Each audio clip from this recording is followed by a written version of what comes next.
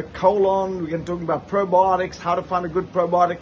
Let's first talk about the stool. It's really important to understand when you have that bowel movement, which should be done about 3 times a day. It should be about 20 minutes to half an hour, maybe 45 minutes after each meal, because that means now your colon is going to make space for the meal you just ate, because the ascending colon holds a meal, your transcending colon holds a meal, your descending colon holds a meal. So now you've got 3 meals down there. So if you're going to eat a meal, you now need to make space for the next meal. So now you go to the bathroom, you have the bowel movement. And when you have the bowel movement, number one, it shouldn't sink. If it sinks, guess what? You need to increase your probiotics. If it floats, the whole thing floats across the top, that's a real bad sign, because that means you've got too much gas. So you need to take more enzymes. You need to take things like increase your fiber to clean out the intestine. You want to take things like garlic and probiotics to get that colon right. You want to take digestive enzymes. You want to take aloe vera, which is so incredible for the digestive tract. So those are the kind of things you want to do if it's floating, if it's sinking. So it should lie at an angle down like this. It should be about 1.5 to 2 inches by about 4 inches long.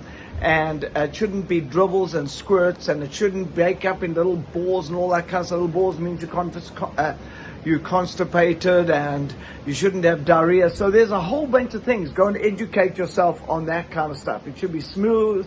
It should take you under 3 minutes from getting into the bathroom, doing your job, getting out. If you're sitting here reading the book and hoping that with external pressure that you eventually squeeze out a few drops, hey, that's not a good place to be. So the next thing to understand about this is if you're constipated, you want to look at, number one, taking a probiotic. Secondly, you want to look at taking things like eating a lot of fruit. Fruit is very good, high in fiber. Remember, eat the fruit before the meals. Don't eat fruit after meals. Otherwise, it turns into alcohol and ferments the food in your gut, and that can really affect your liver and things like that. The next thing is if you're taking probiotics and you're taking prebiotics, now the probiotic, while it's feeding on the prebiotic, it produces the hormone for cognitive thinking. Produces a hormone to help you fight depression, help you fight mood swings, help you fight irritability, help you sleep better at night. So you want to make sure that you're taking the probiotic, which while it's feeding those prebiotic, even produces a hormone to help you fight dementia, help you fight Alzheimer's. And you know, if you think the number one selling drug in the USA is antidepressant, you really want to do something about this. You really want to be making sure that you're giving your body the right prebiotics and the right probiotics. And so when you're buying a probiotic, it's very important to understand a few things. Number one is the manufacturer needs to have a pharmaceutical license. Why is that so important? Because if it's got no pharmaceutical license, you can't trust the labeling, the integrity of the product. I don't know if you've just seen that study on Mary Ruth.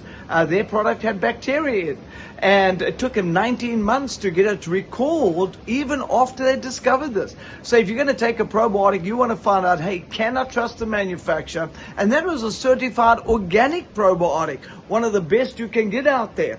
So when you're looking for a probiotic, number one, it should have a seal of accountability. In other words, was it produced under pharmaceutical license? Just ask the manufacturer of your probiotic, send me your pharmaceutical license. The next thing, on the labeling, it should say at expiry date.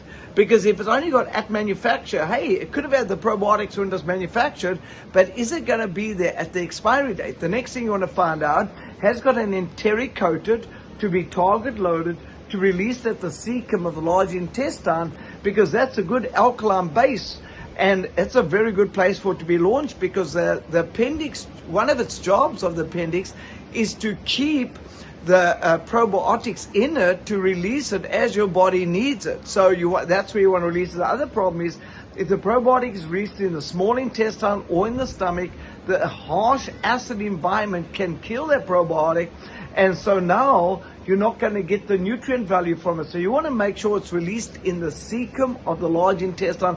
That's the ascending part that's just above the appendix. Very important that your probiotic is released in that area.